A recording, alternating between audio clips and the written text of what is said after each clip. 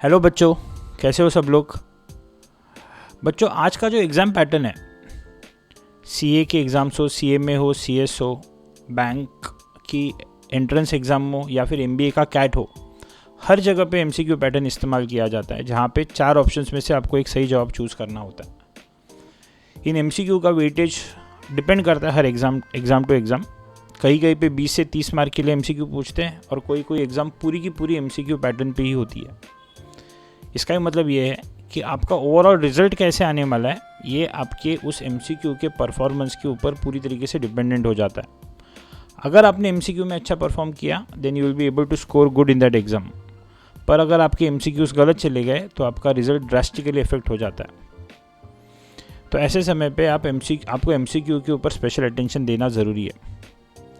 अगर उन एमसीक्यूज़ के आंसर्स आपको अगर आते हैं तो फिर कोई टेंशन ही नहीं है, आपके मार्क्स अच्छे ही आने वाले हैं। पर बहुत बार अनफॉर्चुनेटली ऐसा होता है कि इन एमसीक्यूज़ के आंसर्स हमको पूरी तरीके से नहीं पता होते। फिर ऐसे समय पे करे तो करे क्या करे। कोई एग्ज़ाम्स में नेगेटिव मार्किंग होती है तो वहाँ पे तो और कैलकुलेटेड तरीके से हमको उसको सॉल्व करना पड़ता है। पर बहुत ऐसी एग्ज़ाम्स हैं जहाँ पे नेगेटिव मार्किंग नहीं होती और वहाँ पे हमको उस क्वेश्चन को अटैम्प्ट करेंगे तभी भी हमारा नुकसान नहीं है। ऐसे समय पे बच्चे आमतौर पे जो आंसर्स नहीं आते उन पे गेस वर्क इस्तेमाल करते हैं और 4 में से कोई भी एक ऑप्शन टिक करके आ जाते हैं। आज की इस वीडियो में हम एमसीक्यूज़ के आंसर्स को डिराइव करने की कुछ ट्रिक्स या फिर कुछ टिप्स को समझने की कोशिश करेंगे। सिंपल वर्ड्स में बोलूँ तो कुछ हैक्स समझने की कोशिश करेंगे, जिनको आप इस्तेमाल करोगे तो आपके आंसर गलत होने के चांसेस कम हो जाते हैं, या फिर ईजी लैंग्वेज में बोलूँ then there is a probability that you will be able to get the correct answer more. तो इन ट्रिक्स को आप इस्तेमाल करो अगर आपको एमसीक्यू के आंसर नहीं आते। हैविंग सेड दैट, स्टार्टिंग में बता दूं मैं, मेरा ये बिल्कुल कहना नहीं है कि आप पढ़ाई नहीं करो, आप प्रॉपर तरीके से अपनी पढ़ाई करो और आपको खुद से आंसर्स आने चाहिए। पर अगर वो नहीं आते तो कुछ तो इसका एक वे आउट होना चाहिए।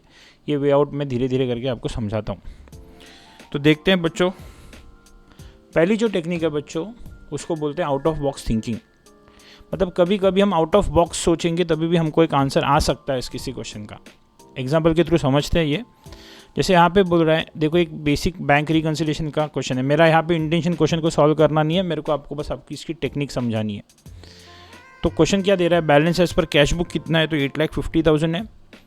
Checks deposited but not received 350 है। Cheques issued but not cleared 2 lakhs है। Interest directly debited credited by bank 5,000 है। बैंक ने चार्जेस कितने चार्ज किए, 15,000। और ऐसा करके बैंक बैलेंस पूछ रहा है, what will be the balance as per passbook. और ये 4 ऑप्शंस है। तो अगर किसी को रिको आता है, बैंक रिको आता है, तो वो आंसर तो सॉल्व कर लेगा। पर अगर कोई बच्चा है जिसको रिकन्सिलिएशन आता ही नहीं है तो वो क्या करेगा। तो इस क्वेश्चन में बच्चों अगर मैं थोड़ा सोचूं तो मुझे तो पहला दिख रहा है कि बच्चों मेरे सारे के सारी फिगर जो है वो रुपीज़ इन थाउजेंड्स में। तो इन थाउजेंड्स को अगर मैं हटा भी दूँ तो बच्चों यही फिगर्स है जो मेरे सामने है। अभी आप ध्यान से देखोगे इन फिगर्स की तरफ, अगर आप ध्यान से देखोगे इन फिगर्स की तरफ, ये 850 है, ये 350 है, ये 200 है, ये 5 है और ये 15 है। ध्यान से देखोगे तो ये सारी की सारी फिगर्स जो है बच्चों, ये मल्टीपल्स ऑफ 5 की है। 5 की मल्टीपल्स में आने वाली ये सारी की सारी फिगर्स है। और आपको अगर 5 का अगर आप टेबल देखोगे तो आपको पता है 5 का टेबल में 5 में एक तो कोई भी 5 के टेबल में या कोई भी 5 के कैलकुलेशन में जब भी आप कोई भी फिगर ऐड करोगे या लेस करोगे, एक तो नंबर 5 से एंड करेगा या 0 से एंड करेगा। तो the answer has to end with either 5 और 0। अभी उसी चीज़ को अगर मैं इन ऑप्शंस की तरफ इवेल्युएट करने की कोशिश करूँ, अगेन मैं रुपीज़ इन थाउजेंड्स वाली फिगर को सबको हटा दूँ, so here the answer is 7,11,000, which means it is ending with 1. Over here it is ending with 6.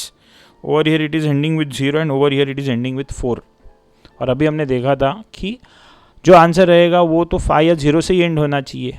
इसका ही मतलब कोई भी परम्यूटेशन कॉम्बिनेशन लगा लो, इसका आंसर ऑप्शन सी ही होने वाला है, क्योंकि वही एक ही आंसर है जो 0 से एंड हो रहा है। तो 0 और 5 से एंड होने वाला जो आंसर है वही हमारा सही आंसर होना था। तो देखो बच्चों, इस क्वेश्चन में भले आपको BRS नहीं भी आ रहा है तभी भी आप बेसिक मैथमेटिक्स का अगर आप लॉजिक इस्तेमाल करोगे तभी भी ये क्वेश्चन को हम सॉल्व कर सकते हैं। तो बस आपको आपके दिमाग को खुला रखना है कि क्वेश्चन कुछ ऐसे अपॉर्चुनिटी दे रहा है क्या आपको, जिसके बेसिस पे भले आपको प्रॉब्लम नहीं आ रहा है पर आप बेसिक टेक्निक्स या बेसिक जो नॉलेज है उसको इस्तेमाल करके उस आंसर को निकाल सकते हो क्या। तो that was out of box thinking. Next technique की तरफ जाते हैं। आई होप आपको ये वीडियो एंजॉय करते रहोगे। नेक्स्ट टेक्निक क्या बोलती है? Elimination method. Let's understand what does that mean. बच्चों बहुत बार ऐसे होता है कि हम हमेशा करेक्ट आंसर निकालने की तरफ फोकस करते हैं, पर कभी कभी instead of calculating the correct answer, अगर मेरे को ये पता है कि ये करेक्ट आंसर नहीं हो सकता, मतलब instead of finding the correct answer, if I know that this is the wrong answer, then by eliminating the wrong answers in an indirect way I can reach the correct answer. If not exactly the correct answer, उसके आसपास तो मैं पहुंच ही सकता हूँ। Example के through हम समझ लेते हैं बच्चों। क्या बोल रहा है? If the firm incurs total cost of ₹90,000 and 1,50,000, firm की टोटल कॉस्ट कितनी हुई थी? 90 and 1,05,000, sorry, when 12,000 units and 15,000 units are produced. जब भी हमने 12,000 यूनिट्स और 15,000 यूनिट्स बनाए तो 90,000 और 1,05,000 का खर्चा हो रहा है respectively. What will be the total cost when 20,000 units are produced? तो अगर मैं 20,000 यूनिट्स बनाऊंगा तो मेरा खर्चा कितना होगा? अभी देखा जाए तो ये सेमी वेरिएबल कॉस्ट की टेक्निक्स को डिफरेंस लेके सॉल्व करना है, पर अगर कोई बच्चा है जिसको वो टेक्निक्स नहीं पता तो किस तरीके से सोच सकता है? तो क्वेश्चन क्या बोल रहा था? 12,000 यूनिट्स के लिए 90,000 का कॉस्ट है, 15,000 यूनिट्स के लिए 1,05,000 का कॉस्ट है, और 20,000 के लिए कॉस्ट कितना? इतना तो बेसिक सबको समझ में आता है कि जैसे जैसे प्रोडक्शन होता है वैसे वैसे कॉस्ट बढ़ेगी, जैसे जैसे प्रोडक्शन बढ़ेगा वैसे वैसे कॉस्ट हमारी बढ़ती जाएगी। तो अगर 12,000 के लिए 90,000 का खर्चा और 15,000 के लिए 1,05,000 का खर्चा है, तो मेरा अगर प्रोडक्शन 20,000 पे गया तो मेरा खर्चा तो बढ़ते रहना चाहिए, कम तो होना नहीं चाहिए। पहला ऑप्शन दे रहा है आपको टोटल कॉस्ट कितनी है आपकी? पहला ऑप्शन बता रहा है आपको टोटल कॉस्ट है आपकी 85,000 रुपीज़। 85,000 तो 90,000 से भी कम हो गई, तो ऑब्वियसली प्रोडक्शन बढ़ने के बाद कॉस्ट थोड़ी ना कम होगी, तो 85,000 भी नहीं हो सकता। Second option is 1 lakh which is between 90,000 and 1,05,000। तो ऑब्वियसली 15,000 पे अगर 1,05,000 का खर्चा है तो 20,000 पे 1,05,000 के ऊपर ही रहेगा, नीचे नहीं रहेगा, तो ये भी उसका आंसर नहीं हो सकता।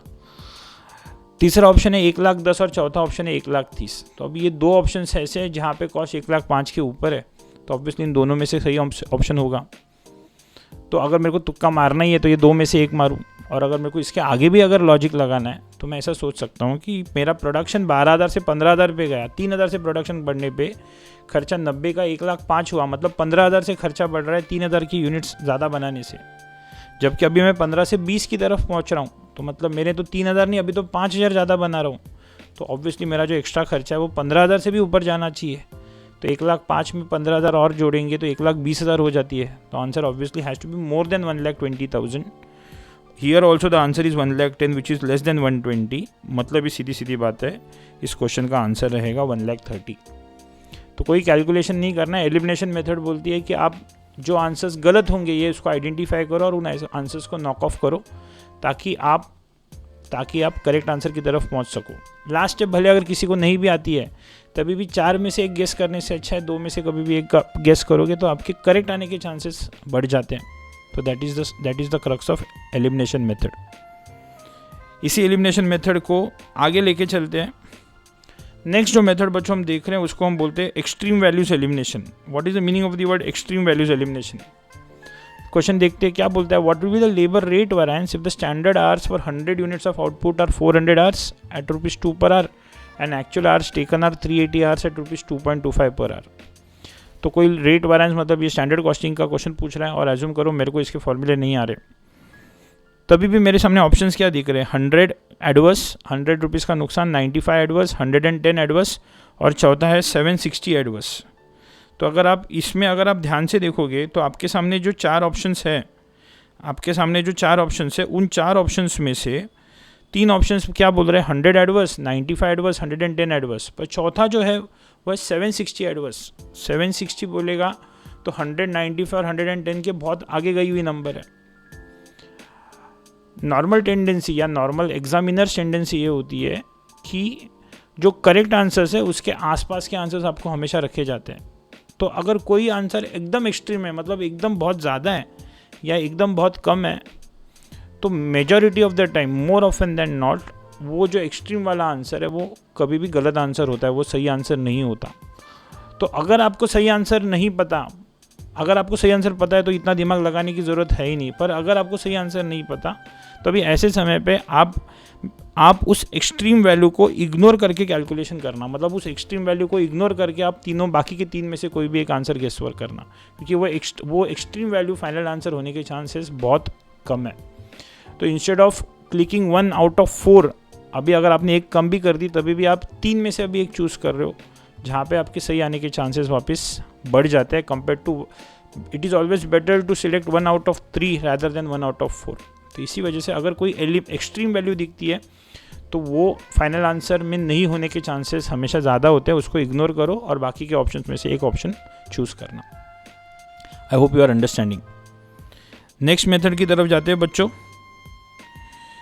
विच is again an elimination method. But ये एलिमिनेशन मेथड जो है ये अभी एक थियोरेटिकल क्वेश्चन में है एप्लीकेबल, किस तरीके से की जाती है इसके बारे में समझेंगे। अभी तक कि हमने जो एलिमिनेशन मेथड देखे वो प्रैक्टिकल क्वेश्चन में देखे, अभी थियोरेटिकल क्वेश्चन में किस तरीके से एलिमिनेशन मेथड लगाई जा सकती है उसके बारे में समझो। एक क्वेश्चन रख रहा हूँ मैं आपके सामने, क्या बोल रहा है, forms total revenue is equal to, और फिर आपके सामने 4 ऑप्शंस दिए और आपको इसका आंसर नहीं पता, ऐसे समय पे आप क्या करोगे। तो इसको एक एग्जांपल के थ्रू समझाता हूँ बच्चों।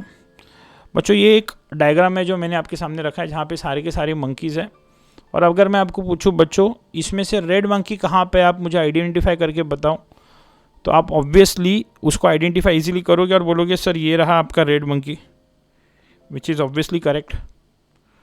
पर आप में से बहुत कम लोगों का शायद से ध्यान गया रहेगा कि इन पूरे सेट के अंदर एक ऐसा एनिमल था जो एक्चुअली मंकी नहीं था, पर हमारा ध्यान उसकी तरफ गया ही नहीं, क्योंकि हमारी पूरी नज़र उस रेड मंकी को ढूंढने की तरफ थी। मतलब ही ह्यूमन साइकोलॉजी ये काम करती है कि आमतौर पे जो सही है उसके ऊपर ही हमारा फोकस होता है, और जो इनकरेक्ट है या फिर बाकी का जो रेस्ट ऑफ द लॉट है उसकी तरफ हमारा ध्यान कम जाता है। यही साइकोलॉजी आमतौर पे बच्चों एग्जामिनर्स के साथ भी काम करती है। एग्ज़ाम पेपर सेट होने के बाद उसकी प्रूफ रीडिंग होती है, मतलब टीचर्स चेक करके देखते हैं कि बाबा ये पेपर सही तरीके से सेट हुआ है या नहीं हुआ है। जब भी ये पेपर प्रूफ रीडिंग के थ्रू जाता है, एग्जामिनर्स के या जो पेपर सेटर्स है उनका आमतौर पे फोकस उसी ऑप्शन की तरफ होता है जो उसका करेक्ट आंसर है। तो ऑब्वियसली इसमें कोई तो एक करेक्ट आंसर होगा जिसका पूरी की तरीके से उन्होंने क्या किया रहेगा, प्रूफ रीडिंग की रहेगी, चेक की रहेगी सब कुछ सही है कि नहीं है। पर उसके अलावा जो बाकी की 3 ऑप्शन है जो इनकरेक्ट ऑप्शन है उनके ऊपर उतना फोकस जाता नहीं है। तो देयर आर चांसेस कि उन बाकी के 3 ऑप्शंस में एक तो ग्रामेटिकल एरर्स आपको मिले या टाइपो एरर्स आपको कुछ मिले, टाइपिंग एरर्स कुछ मिले। तो आपको अगर किसी क्वेश्चन के अंदर कोई टाइपो एरर मिलता है या ग्रामेटिकल एरर मिलता है, मतलब ये समझ जाओ कि इसके ऊपर ध्यान नहीं गया है, और इसके लिए ध्यान नहीं गया है बिकॉज वो एक इनकरेक्ट आंसर था। जैसे अगर मैं इस क्वेश्चन में उसको देखूं तो पूरे क्वेश्चन के अंदर मेरे को नीचे दिखता है कि मेरी मार्केट का स्पेलिंग यहाँ पे जो लिखा गया है वो MARCET लिखा गया है, जबकि एक्चुअली मार्केट का स्पेलिंग MARKET होता है। ये टाइपो एरर होने के बावजूद ही अगर पकड़ में नहीं आ रहा है, मतलब ही बेसिकली इसके ऊपर फोकस नहीं था, मतलब ये आपका इनकरेक्ट ऑप्शन था। तो अगर आपको ये क्वेश्चन नहीं आ रहा है और आपको अगर तुक्के मारने हैं तो उस ऑप्शन को छोड़ के बाकी के 3 में से किसी एक ऑप्शन की तरफ आप गेस वर्क करना, आपके आंसर करेक्ट आने के चांसेस बढ़ जाते हैं। तो that is elimination method which you can use in your theoretical question, जहाँ पे अगर आपको कोई ग्रामेटिकल या टाइपो एरर दिखे तो उस ऑप्शन को आप सीधा सीधा इग्नोर करके काम करना। मज़ा आ रहा है ना? अगले पार्ट की तरफ जाते हैं, which is the next method. बच्चों अभी तक जो हमने देखी है वो सारी की सारी एलिमिनेशन मेथड्स थी, जहाँ पे आपने कैसे गलत आंसर को इग्नोर करना है ये समझ लिया। अभी इस कुछ टेक्निक्स की तरफ देखेंगे जहाँ पे आप करेक्ट आंसर को आइडेंटिफाई किस तरीके से कर सकते हो डायरेक्टली, इसके बारे में हम बात करेंगे। इसमें से एक जो टेक्निक है उसको बोला जाता है कीवर्ड टेक्निक। कीवर्ड टेक्निक का मतलब होता है कि किसी भी क्वेश्चन के अंदर कोई तो एक ऐसा वर्ड होगा या फिर कोई तो एक ऐसा एलिमेंट होगा जो की है उस क्वेश्चन का, जो इम्पोर्टेंट एलिमेंट है। अगर वही एलिमेंट आपके ऑप्शंस में कहीं पे आपको दिखा तो समझ जाओ कि ये आपके सही आंसर होने के चांसेस, यही आपका सही आंसर है, या फिर ये आंसर सही होने का चांसेस ज़्यादा हो जाता है उस ऑप्शन के अंदर। जैसे इस क्वेश्चन के अंदर देखते हैं, which budgeting technique involves preparing budgets from the bottom of the organisation hierarchy to the top. कौन सी बजटिंग टेक्निक है जो बजट कैसे बनाती है फ्रॉम द बॉटम? कौन सी टेक्निक ऐसी है जो from the bottom basically budget बना के देती है? Which elimination technique prepares budget from the bottom of the organisation. और नीचे ऑप्शंस क्या दिए देखो, पहला बोल रहा है टॉप बॉटम। क्वेश्चन क्या बोलता है, कौन सी टेक्निक है जो बॉटम फ्रॉम द बॉटम, मतलब बॉटम से बजटिंग की जाती है। तो पहला है टॉप बॉटम, ये तो नहीं हो सकता। एक है जीरो बेस, जो शायद से पकड़ के चलो, मेरे को नहीं पता। इंक्रीमेंटल भी मेरे को नहीं समझ में आता है। पर लास्ट वाला ऑप्शन क्या दिखता है, बॉटम अप बजटिंग, नाम ही सजेस्ट कर रहा है बॉटम अप, और इधर भी बोल रहा था from the bottom of the organisation.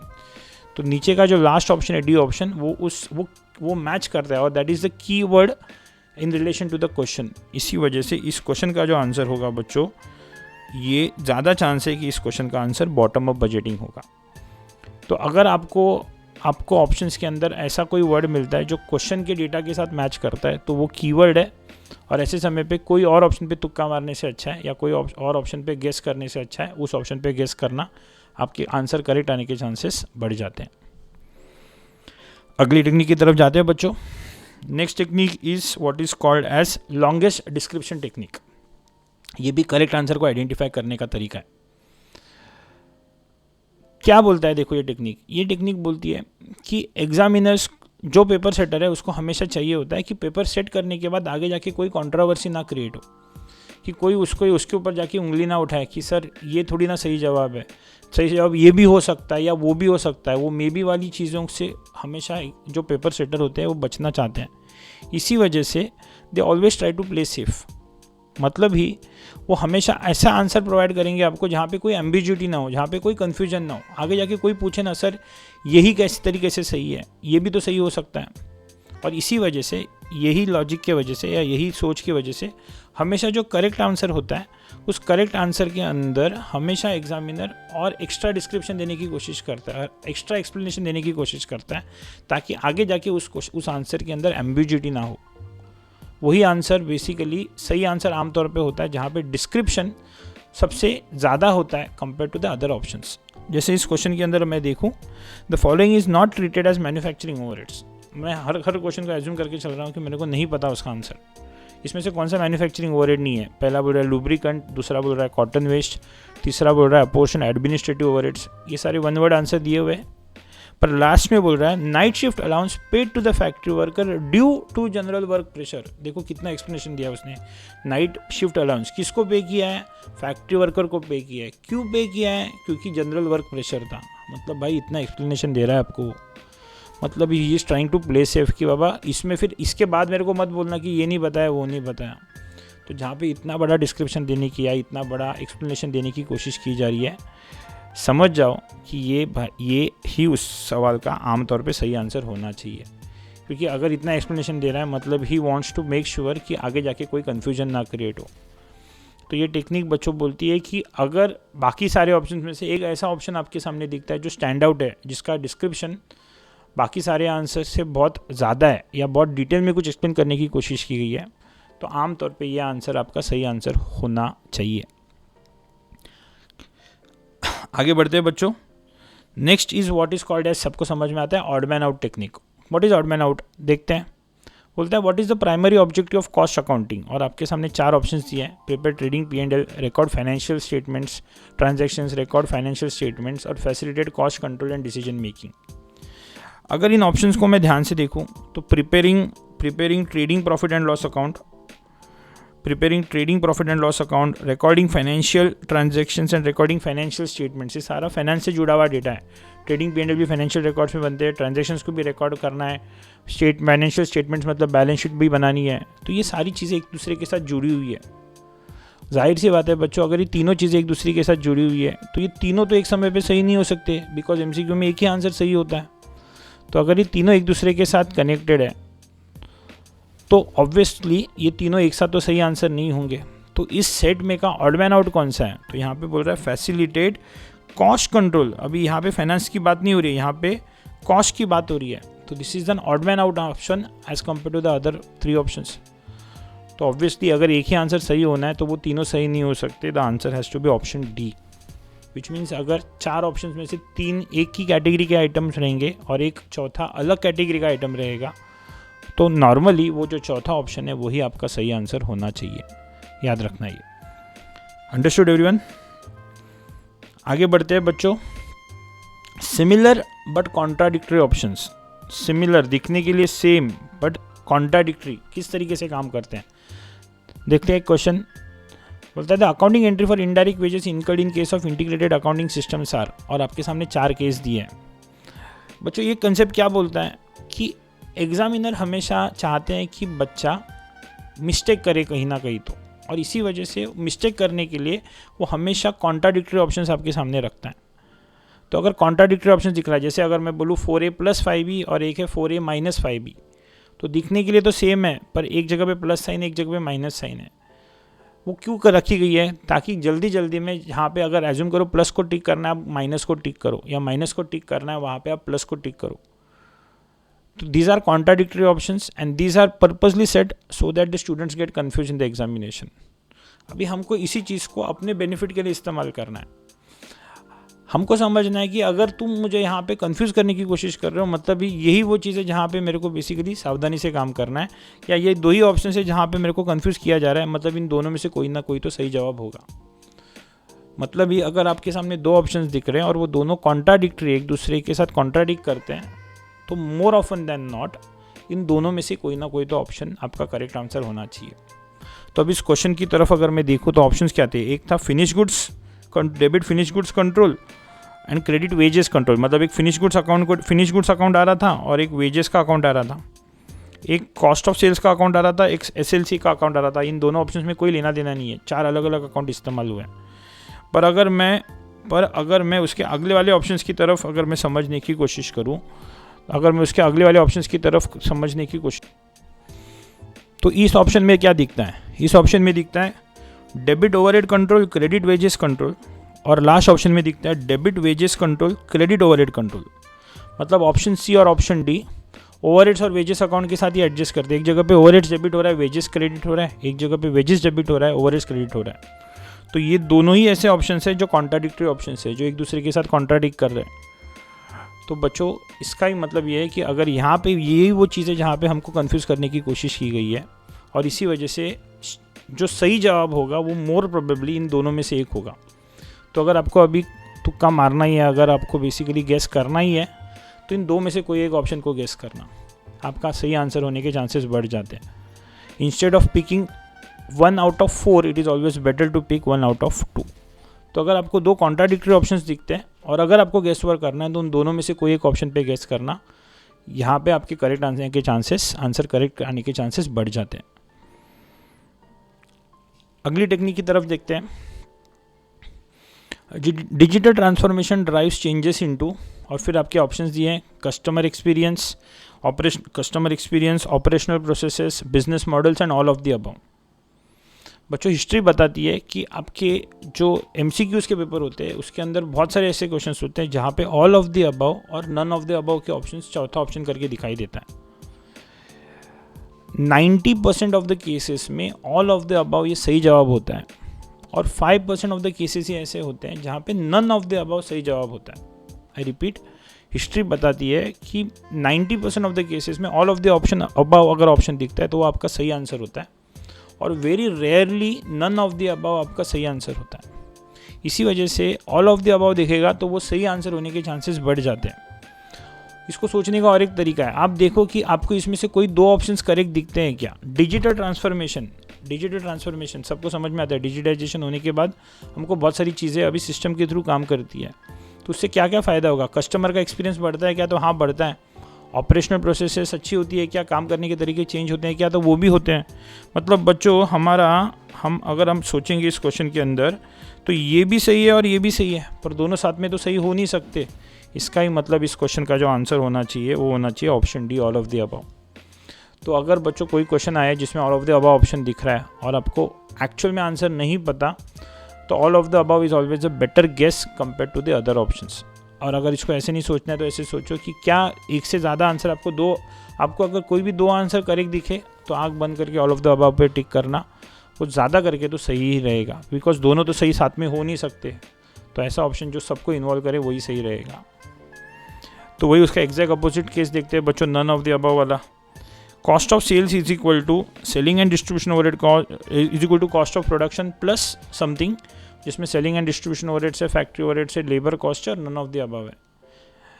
तो बच्चों जैसे मैंने तुमको अभी पिछले इसमें बताया कि नन ऑफ द अबव बहुत रेयरली ऐसा आंसर है जो none of the above answer, बहुत रेयरली ऐसी केस आती है जहाँ पे नन ऑफ द अबव उसका फाइनल आंसर होता है।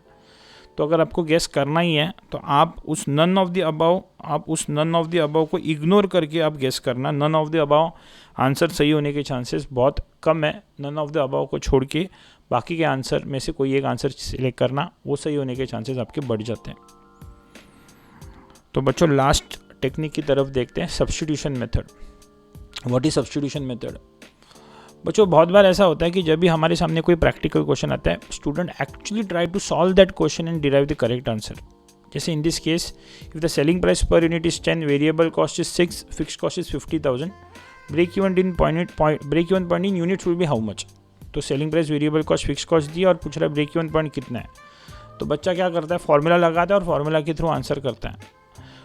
उससे इजी तरीका ये है कि आप जो दी हुई वैल्यूज़ है, जो दिए हुए 4 ऑप्शन है, उनकी वैल्यूज़ को बस उस क्वेश्चन के अंदर पुट करना, आपको आंसर मिलता है क्या देखना। तो सबको बेसिक समझ में आता है कि break even point is a no profit no loss situation. तो बच्चों नो प्रॉफिट नो लॉस है, मतलब यहाँ पे आपका टोटल कॉस्ट और टोटल सेल्स सेम होना चाहिए। तो मैं अगर 8,000 यूनिट्स बनाऊँ तो मेरा सेल्स कितना होगा, 8,000 इंटू 10 80,000, जबकि मेरी कॉस्ट होगी 8,000 इंटू 6 48 प्लस 50 98। तो 80 और 98 मैच नहीं हो रहा है, तो इसका मतलब ये सही जवाब नहीं है। अगर 10,000 यूनिट्स बनाओ तो 10,000 इंटू 10 1 लाख के सेल्स होंगे और कॉस्ट होगी 10,000 इंटू 6 60 प्लस 50 110, ये भी मैच नहीं हो रही है। अगर मैं 12,500 यूनिट्स बनाऊँ तो मेरे सेल्स होंगे 12,500 इंटू 6 इंटू 10 विच इज़ 125, जबकि मेरी वेरिएबल कॉस्ट होगी 12,500 into 6 75 plus fix cost of 50 125। तो आंसर तो मैच हो गया। इसका मतलब इसका आंसर है ऑप्शन सी। देखो मैंने कोई फार्मूला इस्तेमाल नहीं किया, बस दी हुई वैल्यूज़ को दी हुई वैल्यूज़ का ऑप्शंस को क्वेश्चन की डेटा में इनपुट करके देखा कि कहाँ पे वो आंसर मैच करता है। तो इस तरीके से भी आप बिना फार्मूला लगाए बस उस ऑप्शंस को क्वेश्चन में सब्स्टिट्यूट करके आंसर निकालने की कोशिश कर सकते हो। तो बच्चों इस तरीके से आप अलग अलग टेक्निक्स को इस्तेमाल करके आप आपके आंसर को निकाल सकते हो। जैसे मैंने स्टार्टिंग में बताया था, मैं वापस रिपीट कर रहा हूँ, मेरा ये बिल्कुल कहना नहीं है कि आप पढ़ाई नहीं करो, आप पढ़ाई करो और पढ़ाई करके इनके आंसर्स को निकालो। पर ये कुछ टेक्निक्स है जो मैंने ये इसके लिए मैंने बताई है कि अगर आपको फाइनल आंसर नहीं आता तो instead of making a random guess, अगर आप कोई कैलकुलेटेड गेस करते हो, then your chances of getting correct answer increases, और वो अगर आप करोगे तो आपके मार्क्स खुद ब खुद बढ़ जाएंगे। तो बस बच्चों आज का वीडियो इधर ही रोकते हैं। Thanks for watching. I hope you do all well in your examinations. Bye everyone.